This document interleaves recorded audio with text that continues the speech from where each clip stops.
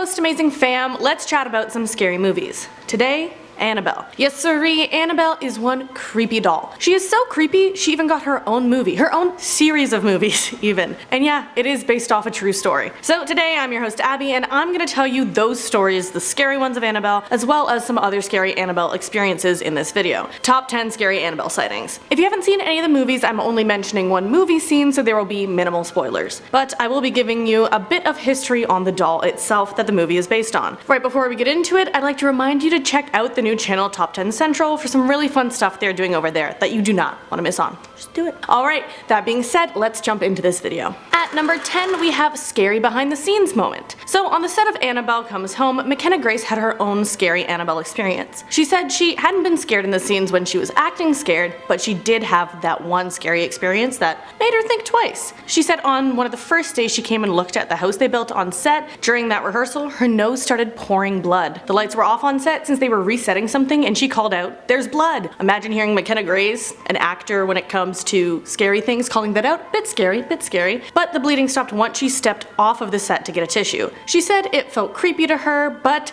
then they had the set blessing, so it got better after that. I don't often get nosebleeds, but when you do, I feel like they just come rushing, and it's not fun. Mostly in dry climates though, so if it's humid, you're safe. Alright, now before we get into the Annabelle sightings of the original doll, I do need to preface a little bit of Annabelle's origin. The Annabelle doll was a Raggedy Ann doll that a mom got for her daughter Donna. Donna and her roommate Angie were the original two to have experiences with the original Annabelle doll. Donna would leave the doll on the couch and come back to find it on her bed, or leave Annabelle with its legs uncrossed and then come back to them crossed. Little things that were off-putting like that. And yes, it was a Raggedy Ann doll and not the creepy one in the movie, but you know, movie magic, they add that in. They do that fun stuff.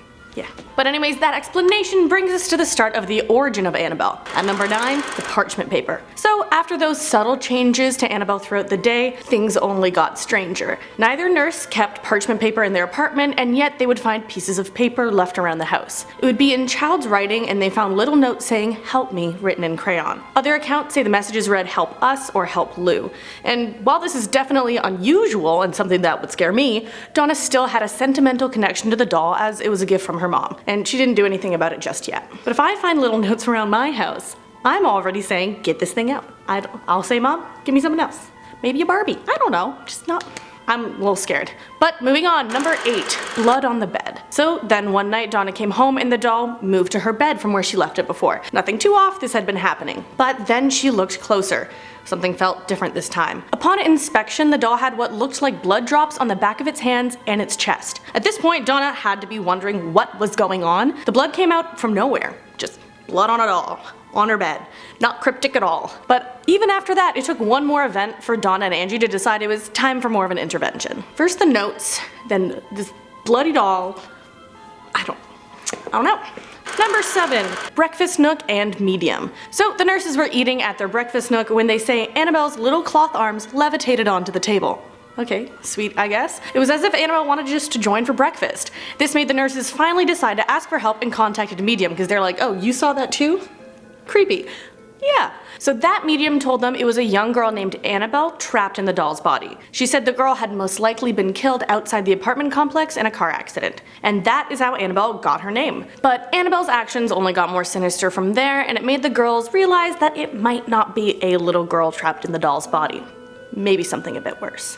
On to number 6, Lou's dream. Different accounts list Lou as either a friend of the girls or a fiance of one of them. On all accounts, he wasn't a fan of the doll. He was sleeping over at their place and had a bad dream that he wasn't really sure if it was a dream. The doll crawled up his body, moved over his chest, and then stopped at his neck. Within what he believed was a dream, Annabelle strangled him until he blacked out. After that, his experience with Annabelle only went downhill from there. And like, I've had scary dreams, and that one would probably get in my top 5, for sure. If I had that, yes. Number 5, Lou's reaction. So the next day, Lou and Angie were preparing for a road trip and the apartment was eerily quiet. Lou felt it could be Annabelle messing with them again and went to where the doll was. It was tossed aside in a room where Lou had thrown it away from him the night before, and apparently that unleashed a demonic presence. As Lou approached the doll, he felt something behind him. When he turned, there was no one there. Nothing at all. But then, he received 7 scratches on his body, 4 on his chest and 3 on his stomach. Another account said 4 were horizontal and 3 were vertical. He said they felt like hot burns and they were thin claw marks that fully healed in 2 days' time. But they were definitely enough to scare Lou, Donna, and Angie more, and the group decided to finally reach out and get some paranormal help. Number 4. Messing with Ed's brakes. So once the nursing students were looking for help with Annabelle, they were quickly directed to the Warrens. Ed and Lorraine Warren to be exact. After an exorcism was performed on the doll,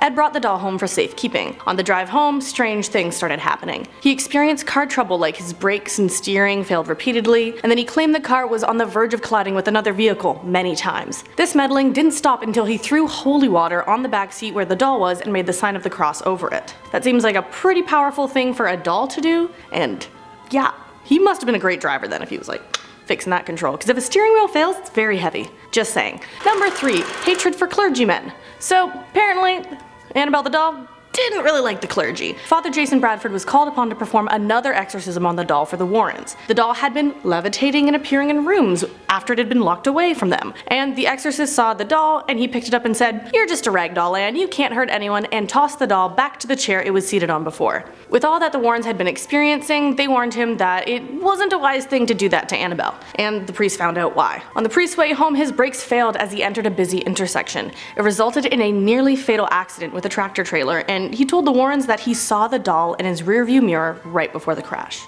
Number 2. Motorcycle death. So once Annabelle was locked away in the case at the occult museum, she no longer appeared to move. But that didn't stop her tricks, apparently. One visitor of the museum didn't listen to any warnings they were given. He banged on Annabelle's enclosure, and he was mocking her and said something like, "If you can put scratches on people, then scratch me." And yeah, that got him kicked out of the museum. Apparently on their way home via motorcycle, that young man and his girlfriend were making fun of the doll and laughing about it. Then the man lost control of the bike and went head on into a tree. According to the story, the young man died instantaneously, but the woman survived and was hospitalized for quite a while. Lorraine Warren of the Warrens that run the occult museum say the girlfriend told her about it after. She said the girlfriend told her that the couple was laughing when he lost control of the bike, so they believe Annabelle might have had something behind it. And alright, to finish this off, let's look at a movie moment. The moment that started it all from The Conjuring. So number 1, scary movie moment. In the movie The Conjuring that started the whole franchise, Annabelle had some scary moments in it. The scariest for me was when Bathsheba was possessing the doll. Something wakes the young girl up, and we even get a first-person shot of that kid looking around the room. That kind of creeped me out already. And yeah, that moment made me feel like I was there looking around the room and I had to hold my breath because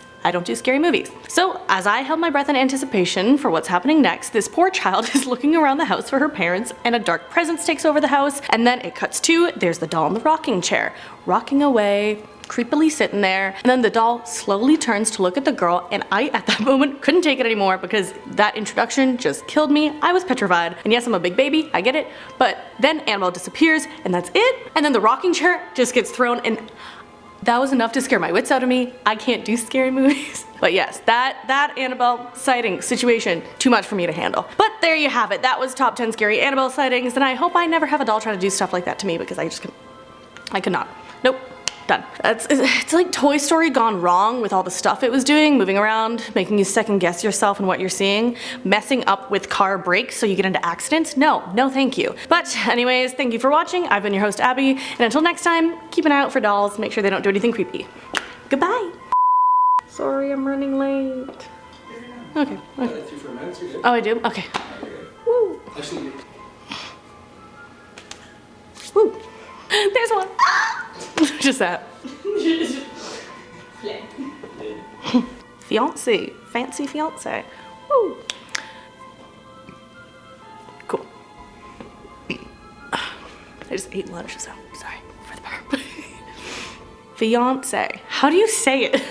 fiance. Fiance. Fiance. It's because it's French. I'm not French. Fiance. Fiance. I just say Beyonce instead. I was gonna say Beyonce.